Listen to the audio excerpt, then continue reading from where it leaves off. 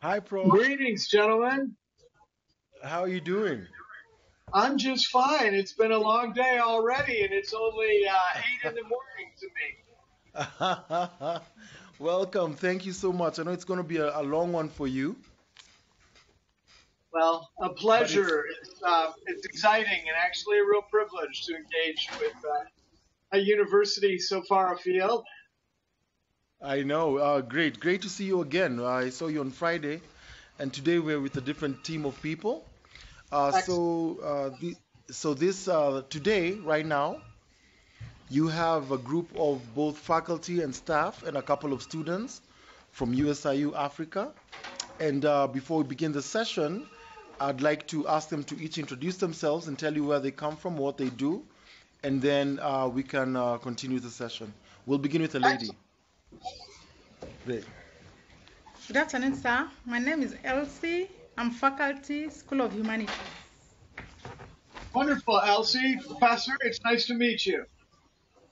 Thank you. Good afternoon, Prof. I'm Frederick.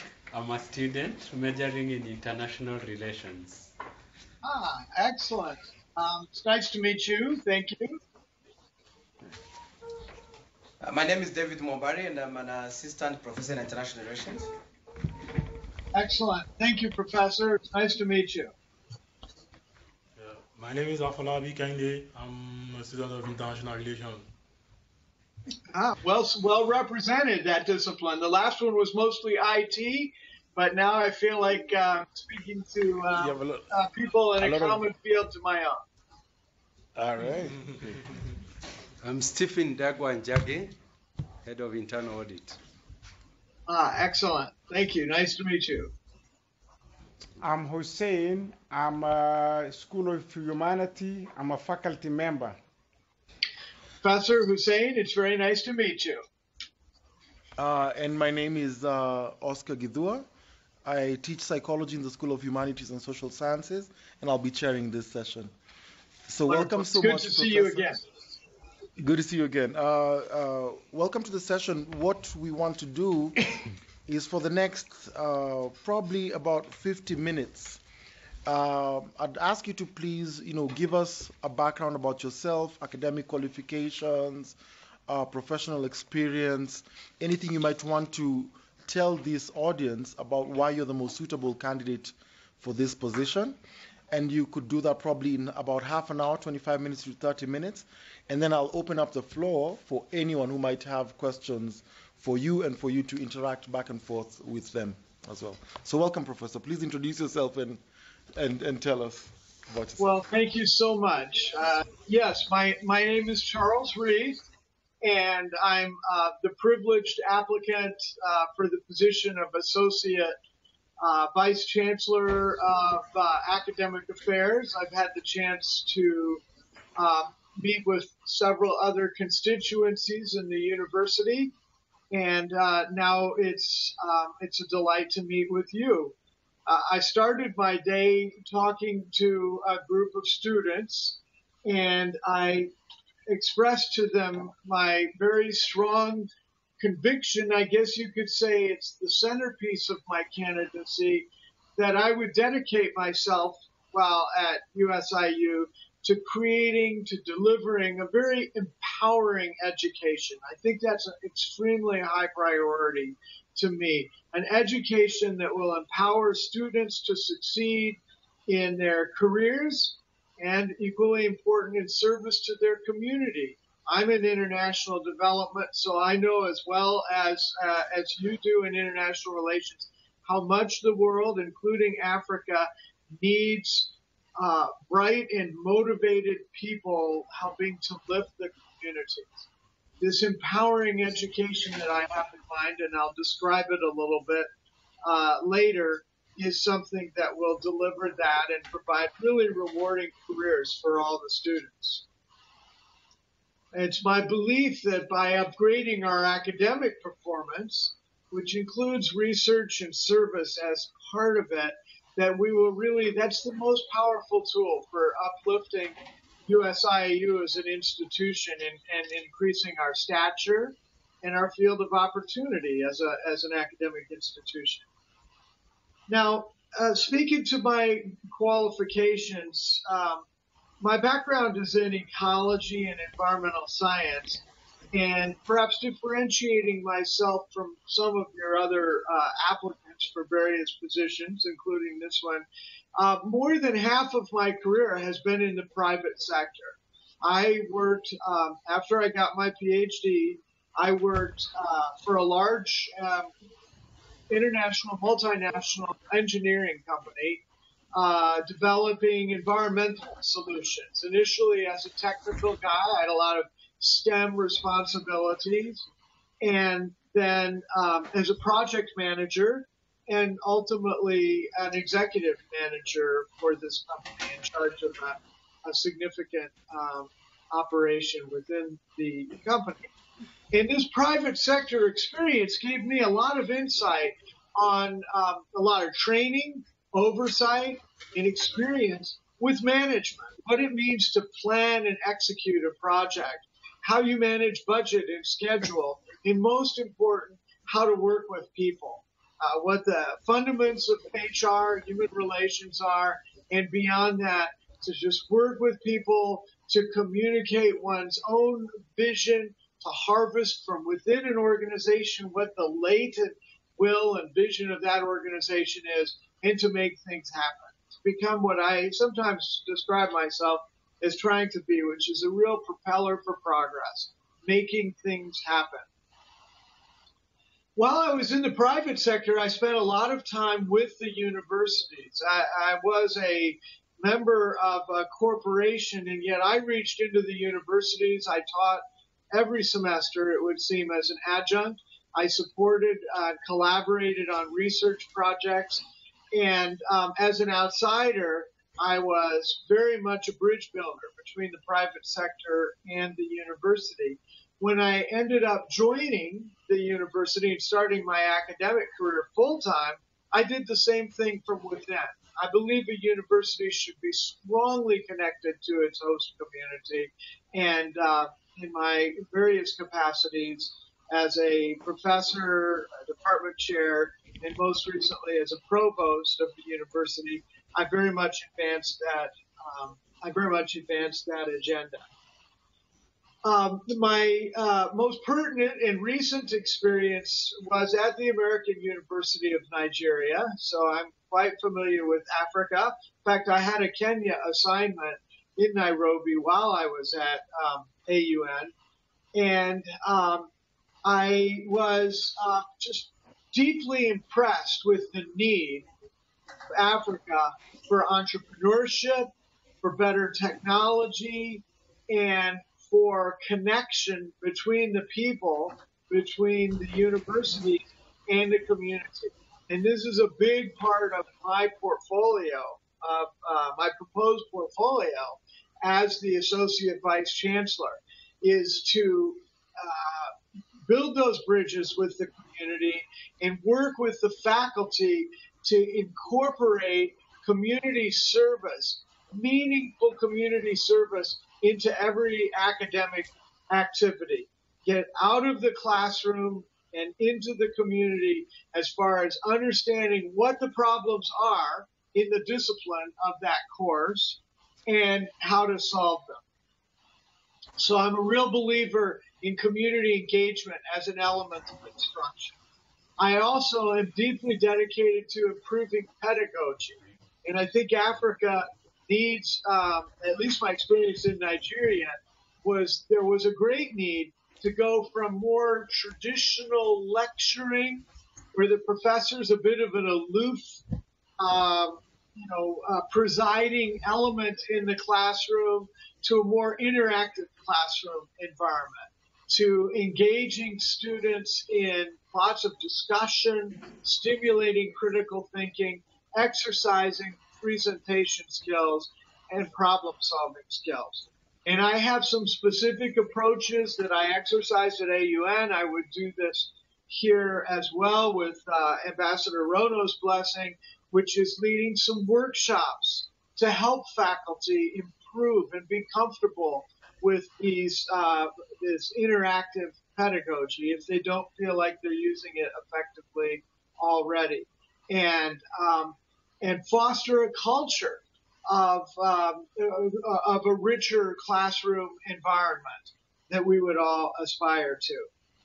The third strong element in education that I would push for, besides community engagement and improved pedagogy, is maximum use of advanced instructional technology.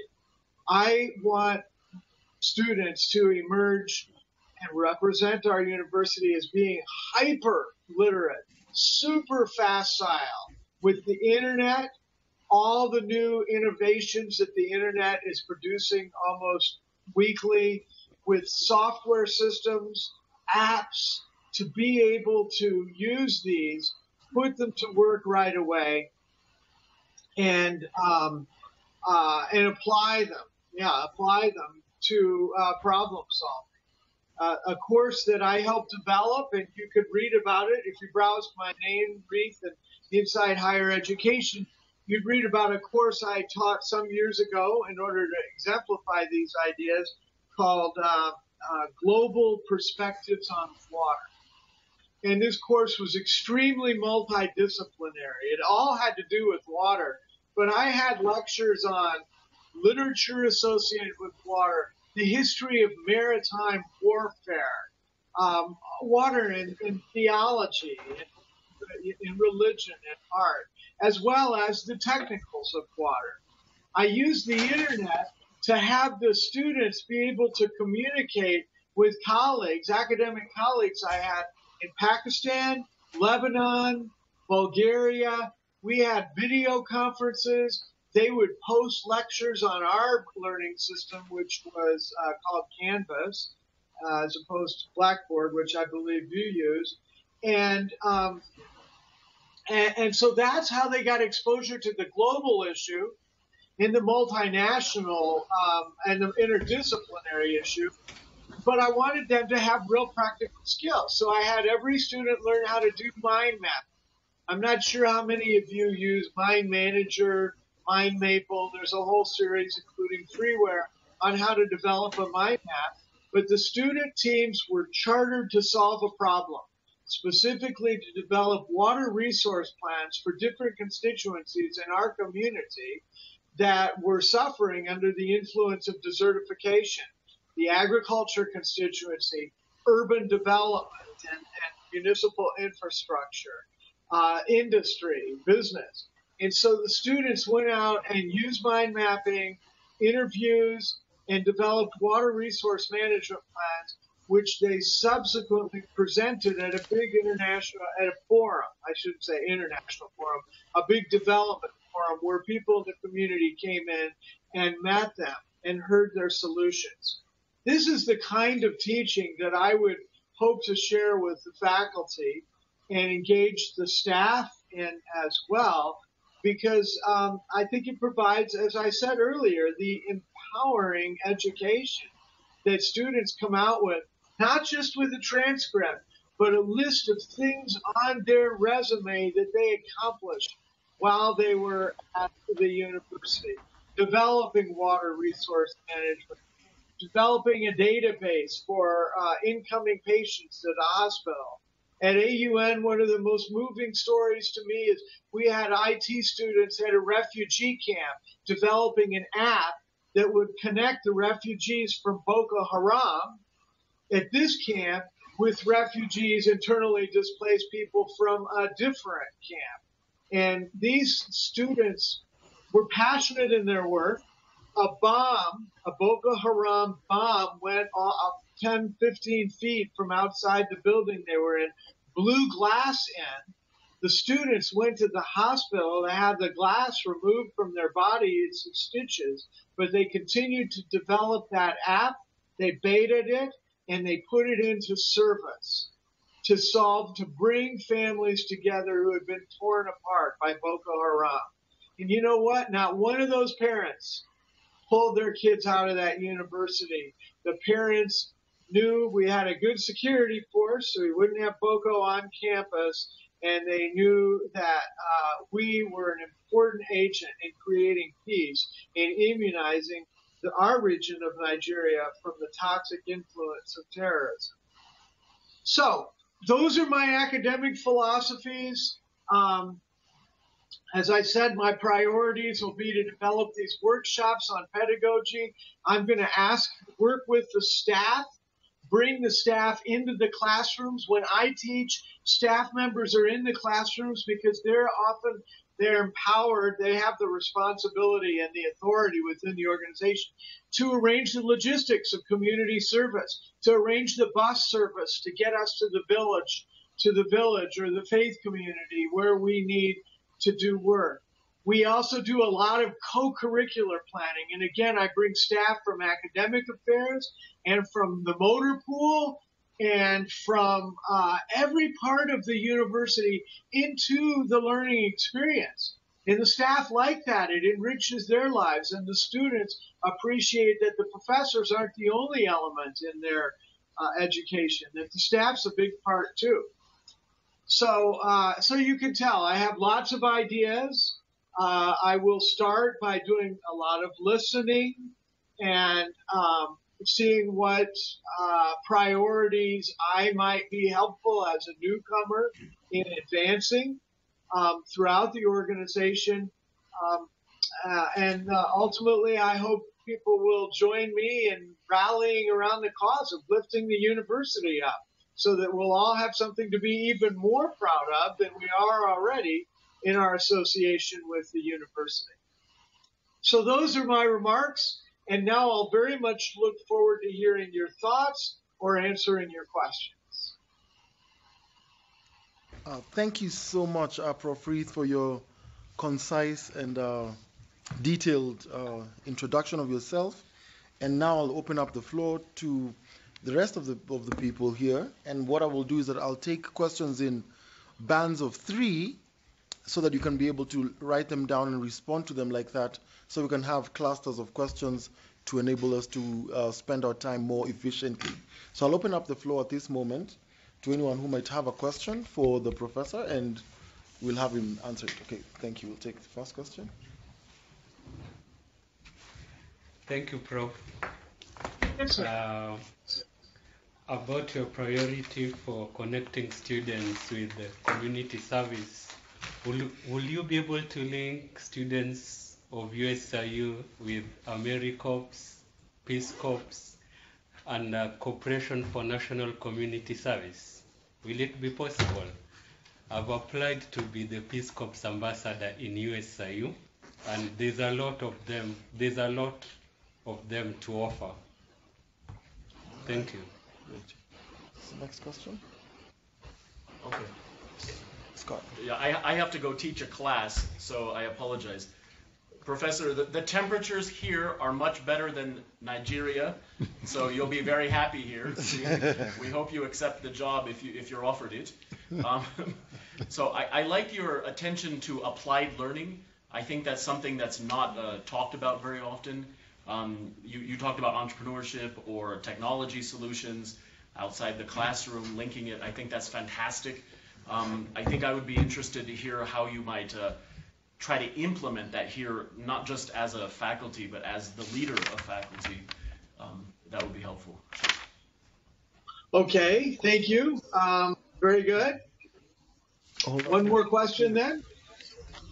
Yes, Prof. My question is in regards, USIU is moving towards research culture and being more focused on publications. But as you are aware, in this part of the world, the faculty workload is quite heavy, especially for younger faculty. What will be some of the thoughts will you bring to the table to work with other senior administrators to balance the need for presence in the classroom to teach, but also freedom beyond the one semester professors get in the summer, to allow them to have time to think, to write, to publish, to go for conferences? What's your approach? How do you think about these things, and what's your track record on them? Okay. My question is clear. Great. Oh, Right. well, I've let's do it. taken note of all 3 questions, and I thank you for them. They're very good ones. Relative to the first one, connecting students to the community, that will be such a high priority, and it won't just be students it will be students and faculty, that I will go out into the community. I've already discussed with Ambassador Rono how important it is to me to have in my portfolio the opportunity to go out as a businessman myself for many years and work with local businesses. The connection with the Peace Corps will come automatically to me. My daughter is a Peace Corps alumnus. She now lives and works in Dakar, but she and I did a project in Nairobi some years ago in the Kibera district, and she teaches Peace Corps people as part of her job. So I'll immediately connect with some local Peace Corps people. So I will get out and I will interact with these people and say, what are the problems that you're struggling with?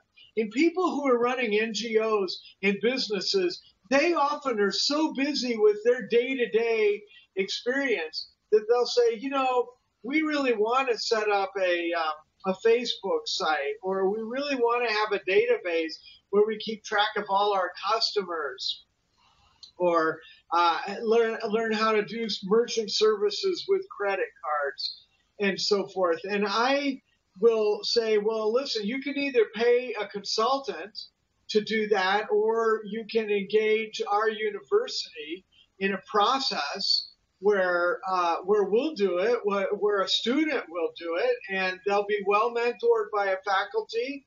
They'll be mentored by me as somebody who's very keen to customer service and that understands how to plan and execute a project. So I will engage with the community right away. I have already had endorsement that will be part of my job, and create those kinds of interactions. Ultimately, I can see us having forums on campus where businesses, NGO leaders, even government officials will come sit in and hear in like little workshops with little side stations for one-on-one discussions how the university can serve their needs. Again, so that students graduate with a resume of accomplishments and not just a transcript. As far as implementing the technology, I think I'll be addressing that as part of my broader response, in that I will work with the deans. I will, as I explained to Ambassador Rono, when I work with the deans, I'm going to say there's good news and there's bad news. Two sides of the same coin. The good news is that you have the authority and responsibility to build your organization in its capacity. I want you to be an entrepreneur, and I want you to go out and achieve things. I want you to tell me what your goals are. I'll set forth some of mine. We'll form them together and go achieve them. The bad news, if you want to see it that way, is that you're accountable for it. I need to see the deans be successful agents of achievement, and if that means bringing we're gonna clap for you. We're gonna stop your clap right there, and then you can continue. We agree with you on accountability. On the bad news. Hallelujah. Well, I feel very strongly about it. You know, I'll tell you the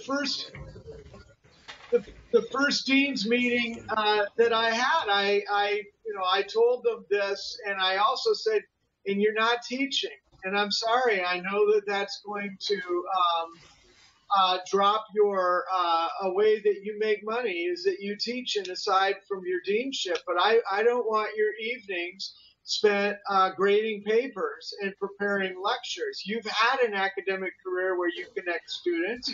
Once your department is humming and you've delegated, then you can be teaching. Scott? Yeah, I have to go to class. Sorry. Okay. Well, I hope to meet you in person. Excellent. And the weather here is great. I came and I never left. That's encouraging. I'll be there, and I need to tell my wife about that. So So I will hold the deans and by extension the faculty members accountable. They'll be totally empowered, totally supported to accomplish great things. But through quality assurance, monitoring, I hope to give students, as I did at AUN, the capacity to do a mid-semester performance review. We did something online with instant compilation, a dashboard of professors in terms of their accessibility, their responsiveness, the quality of the classroom environment they keep, that we would empower the students to be a voice in shaping the second half of their semester anonymously, so the professor doesn't know who said that they're intimidating or who said that they feel like they're afraid to answer questions, but they'll know that there are people in the class who feel that way, and they'll explain to their chair and dean why that might be and what they're going to do immediately to make themselves more accessible. Now, as far as a research culture goes, here's what I believe. I believe that when faculty members get out into the community and engage with the community in meaningful relationships that include an understanding of need, a recognition of opportunity, and development of that opportunity, the research comes along for the ride. You start realizing that there are problems. You start solving those problems, and you need to have the frame mindset, and we will have some sessions on how to do this. What component of this problem-solving exercise is scholarly? What about it? What about my approach in analyzing this situation, in delivering a service to the community, and in monitoring the effectiveness of that is a scholarly piece that I can write up and put in a journal. I told the ambassador I'm very active in an organization called the Engagement Scholarship Consortium, which is to do just that, to take community engagement and identify and bring into the scholarly literature what is the original perpetuating, perhaps theory advancing component of that engagement that would constitute publishable research. And I'll just briefly say, and then open for the next questions, my research was in waste management, in solving a problem with open dumping all over the community, and in modifying agriculture from row crop agriculture to agroforestry for the community through an outreach program. This got a lot of local visibility. It was covered by media. I'm pleased to say my agroforestry work was read by the director of President Buhari's transition team as a priority for the new administration when he was elected 2 years ago. And there is a scholarly component that's out there in the scholarly literature. It's actually written and submitted. It hasn't been accepted yet. But that relates to my earlier work too. All of my research in the past on rebuilding New Orleans after Hurricane Katrina, on reforming agriculture to remove different kinds of pollution, was all community driven. And if you see my CV, you'll see that it all manifests itself, at least in one respect to another, in a research grant and a publication in a respected journal. So the scholarship shouldn't be forced. The research will come along for the ride with effective community engagement and the education associated with it, and will be a pleasure to perform. Thank you so much, Prof. Reith. Let me take the next round of 3 questions. Elsie? Thank you, Prof.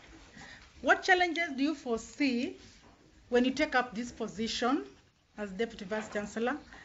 Again, based on your experiences in Nigeria, and how are you likely to resolve some of the issues? Okay, that's a talk.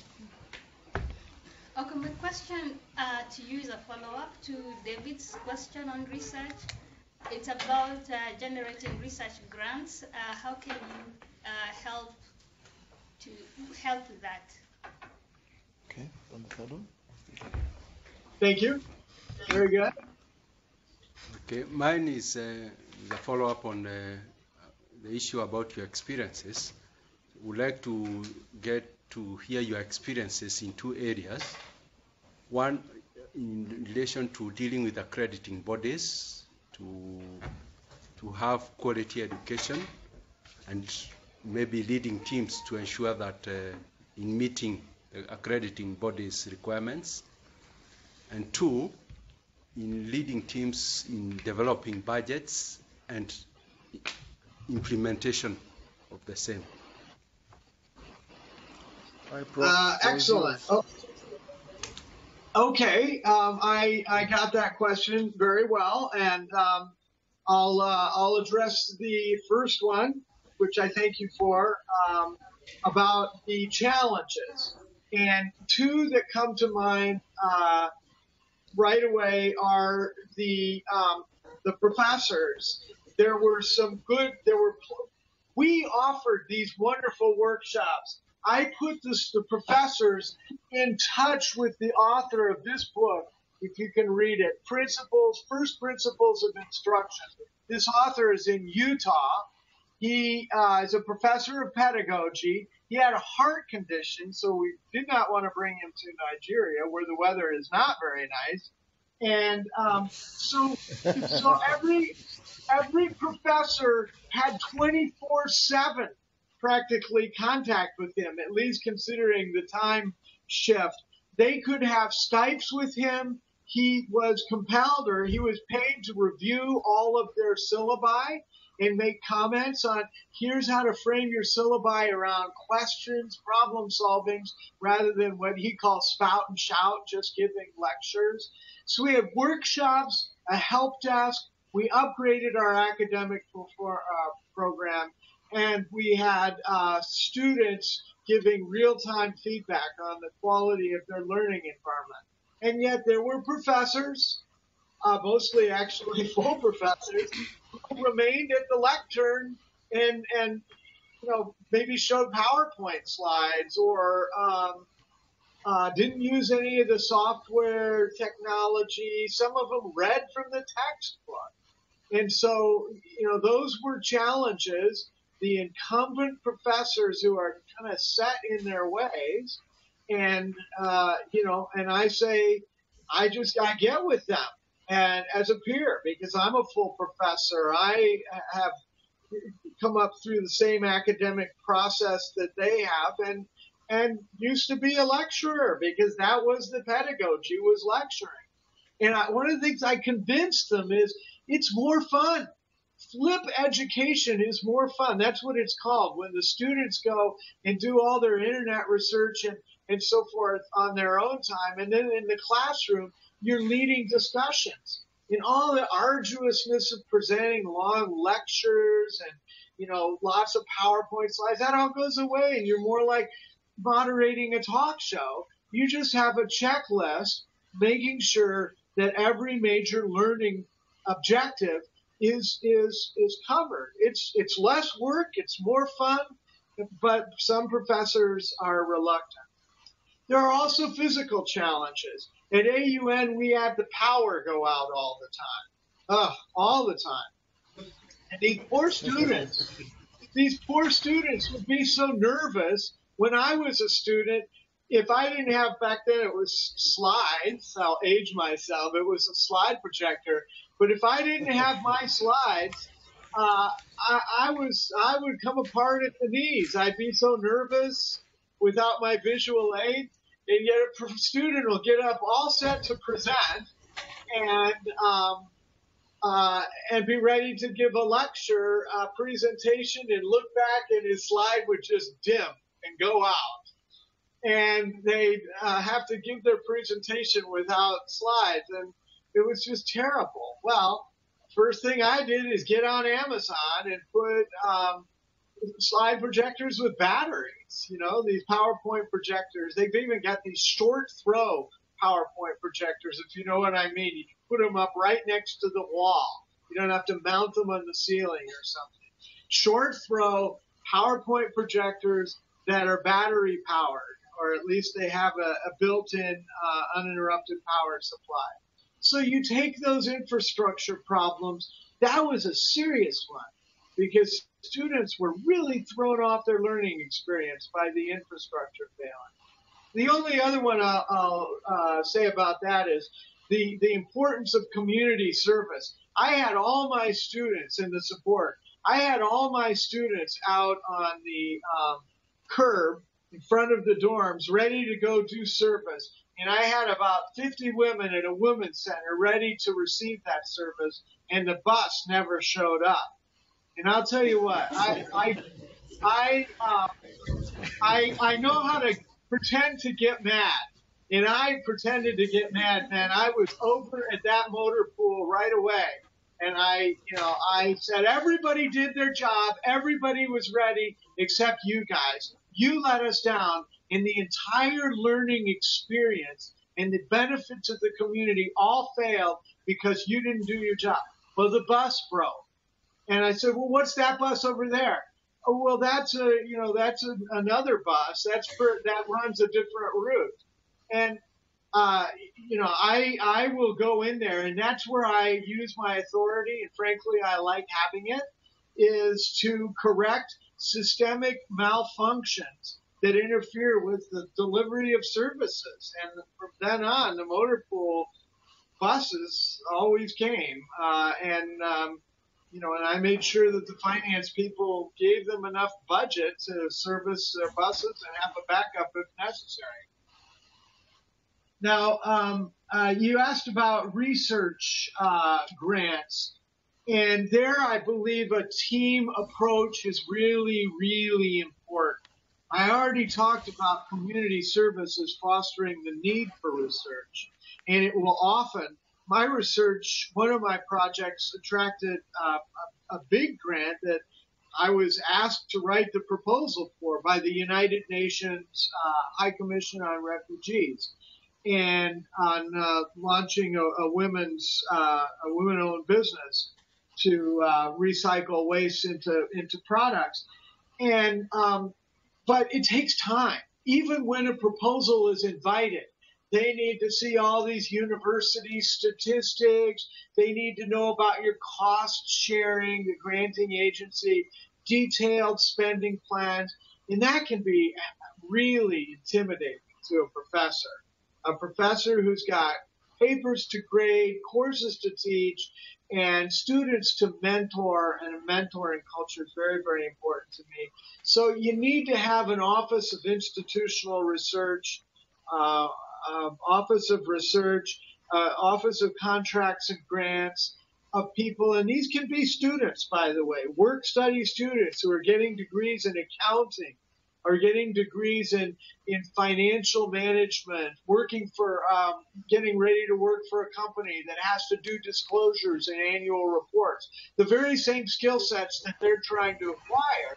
You say, work with this professor, help him with all the mechanics of the proposal writing.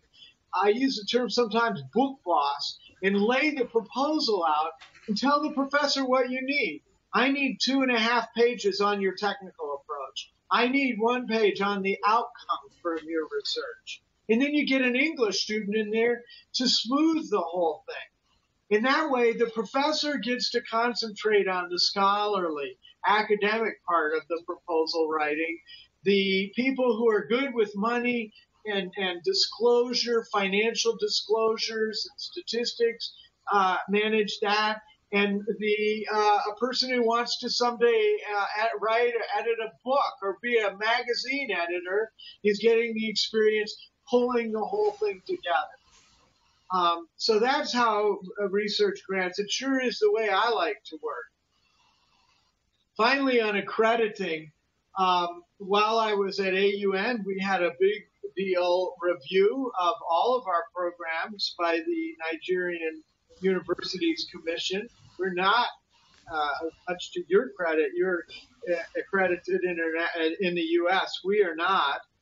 But the Nigerian University Commission is a challenging accreditation agency to deal with because, like much of Nigeria's government and government-administered processes, there are it's political and bureaucratic in challenging ways. So, we had a very good Office of Institutional Research. We would bring the whole university community into the planning for the accreditation. We would do a dry run of the accreditation with 3 people coming, pretending to be accreditors 3 or 4 days ahead of time, and look at their experience right from the front gate, the security gate, through the conduct and outbrief of the accrediting. And we simply made sure that the process was seamless, that the accreditors felt properly supported, and we were successful. We launched a new law school on my watch, and that was an enormous accreditation challenge. My goodness, the accreditors came to this building. We were so proud of it. Brand new building, but it was actually refurbished for the faculty in the classes. And they said every faculty member needs to have a television and a refrigerator and a private bathroom. You know. Bring that. The accreditor was insistent, and we said, first of all, this building doesn't lend itself to. We would spend the first 5 years of academic budget for programs and travel and outreach and buying library materials, putting in somehow bathrooms, I don't know, cantilevering outside this building that has no extra space and on television. And no kidding. We had to go all the way up to a higher level of authority to say, you, Nigeria, need to have a school that concentrates on teaching law with an emphasis on integrity, which is lacking in much of Nigerian government, an emphasis on international relations, international trade, and and a service, genuine service to the community. You need this model. And it went up to the very top of the accrediting agency, to the general secretary, to overcome this, in my opinion, rather petty dispute over these minor accrediting issues. But ultimately, quality, commitment, and vision won. The law school was accredited and has 60 or 70 students today. It's flourishing, and it's offering a type of law education at Nigeria that's sorely needed, that's different from what the incumbent sort of state-operated accrediting law school offer. So I think that, and there was also the question about managing budgets. Well, I worked for a private sector company once, and the vice president's big part of their job description is make sure everybody who works for them is managing their budget extremely well. And so I had budget reviews and responsibility for knowing about every budget element, being able to explain it, just justify it, identify value engineering or cost-saving opportunity. And I did bring that to the provostship at AUN. I managed a budget of about $10 million. I don't think that we reduced the quality of service at all, but we realized significant savings in budget just by some good planning, some leveraging, and avoiding waste. So budget management, accreditation, all those administrative responsibilities, I will concentrate on creating an organization and empowering the people and training them as necessary to carry them out seamlessly. Thank you so much, Prof. I'll take the last 2 questions if there are any. Okay, let's go this way. Yeah, then we can take just one last one. I like your sense of humor, Prof. You're very funny. I just wanted to ask you, could you be able to connect USIU with federal grants in the US or first-world scholarships? it's very hard for international students to apply for FAFSA loan. Even Americans in USIU, it's very hard for them. So I wanted to know, regarding your experience, will you be able to help USIU students in that capacity? Okay, I took note of that question. Yes. I just wanted to say that we have, I think, 3 generators on campus. They have only failed once, and one of the times was during the inauguration of the VC. Inauguration of the VC. Just to address your electricity fears. So, my question is more, can you tell us about your family and why you left Nigeria? Oh, okay, certainly. Okay, well, let's talk about the grants.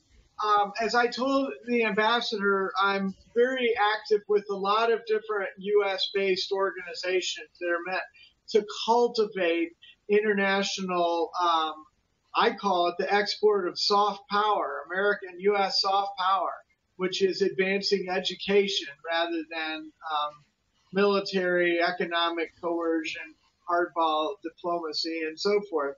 So I will be excited to go to those agencies. The Global Liberal Arts Alliance is one. The Association for American International Universities and Colleges. The Engagement Scholarship Consortium. I will go to these people and talk to them and say, hey, guess what? I'm associated with a new university now. And they are, they're larger than AUN. They're very entrepreneurial. And they will, GLAA in particular has grants for students. They will pay for you to come to international conferences, to do special research projects in the United States, for instance, all summer long. There's a Library of Congress scholarship that they call it. So I'll talk to GLAA, and then I'll also, through them, say, give me some insight as somebody who does this for international universities. What are some of the other agencies that I can connect with your blessing to get this kind of support? So you've asked for it. I certainly have starting points for those connections, and I will pursue that as a high priority. Now, my reason for leaving Nigeria had to do with my wife, who is going to be part of this equation. First of all, you have to, as I very much hope, decide that I will be your successful candidate. And as I told the ambassador, I will want to come out there, and I will want to bring her to show her what Nairobi is like, what life will be like there. Yola is very remote. It's hard to get to. To fly from Yola to the United States, you had to take a flight where you waited at an outdoor airport for a long time for your flight. Then you flew to Abuja and waited at that airport for 6 to 8 hours before you finally got on your international flight through Europe. We're all dirty from waiting at the outside airport and the long layover, and the Abuja airport isn't air conditioned unless you are a member of the diplomatic club or something like that. And it got exhausting, particularly because she had some issues with her mother who's aging. And that's part of why I'm back here, is I'm helping 2 aging parents from different sides of the family move into assisted living. So she left an academic year before I did. And that was a very hard year apart for us. We've only been married 8 years. She had been the director of procurement there. And we often laugh because I came as the director of sustainability. I came to clean up the environment. She came as the director of procurement, which was to clean up the supply chain. And you want to talk about a dirty supply chain where unclean money was being layered in every procurement by middlemen, sometimes concealed. That's what she had to sort out. So I told the president, I said, when Pin did not renew her contract after she finished her contract, but she did not renew an extension, I said to the president of AUN, I would like, I'd like to announce that I will leave at the end of this academic year to go back. It will have been 4.5 years here, and I'd like to stay here to help you bring in your new provost and to mentor my students, because mentoring is really, really important to me. And I had a lot of students who were working on their senior research project. And whereas I don't like deans teaching classes or the provost teaching classes, I do encourage them to mentor students and help the students do meaningful service and meaningful research. So I stayed so that I would not be abandoning those students right as they were at the culminating point in a several-year-long capstone research project. And also my research really needed some continuing attention. So I finished my appointment back in Nigeria in August. I've been here in the United States helping these the ailing members of my family, the elderly, and also celebrating. One of my daughters just married a Senegalese in Dakar. She lives and works in Dakar. So I celebrated that marriage in Dakar, and there's a baby already on the way. And then I have a grandson here in the United States. And the baby will speak Wolof, not Swahili. So I'm really enjoying the time with my family and tending to these periods of need and celebration. But as I told the ambassador, I'm very anxious to come back to work, and if extended, this offer will be interacting with you face-to-face sometime this summer. Great, thank you. Thank you so much, Prof. There's one last pressing question from a colleague, and then we'll wrap it up. Thank you very much, Prof. My question is, you have mentioned the community service engagement to the community. We have a program, community service, so-called community service. Do you have a specific plan to improve that program? I didn't hear the very end. You have a community service. Oh, you asked, do I have a particular plan to improve it? That's right. That's right. Well, certainly. I mean, I will get with the people who are in that program. I'll interact with them. What do you like about the program? What don't you like? What do you want to achieve that you don't feel like you're achieving yet? I'll see if I can grab one of them, and with senior leadership's blessing, I'll take them out to the Engagement Scholarship Consortium, this organization that I'm part of, that has meetings that celebrate engagement and the evolution of community engagement from what might be called, just kind of somewhat low-level community service, like, I don't know, painting hospital walls or putting landscaping of a new residence, and going in and designing a service program like saying, to a business, what is your need? Or a community, why are people not well here? In analyzing the problem, in taking a scholarly approach to solving that problem, and then publishing a paper on it. In this organization, the Engagement Scholarship Consortium, you can find it online, has a journal. I published an article in the journal about a year ago that welcomes these scholarly discourses on the performance of service to make sure that the community service is really meaningful and, in fact, follows the precepts of international development, which is designing a problem, setting a goal, and having a monitoring and evaluation program to ensure that you achieve that goal. So I'll work with the community service people. I'm not going to tell them what to do.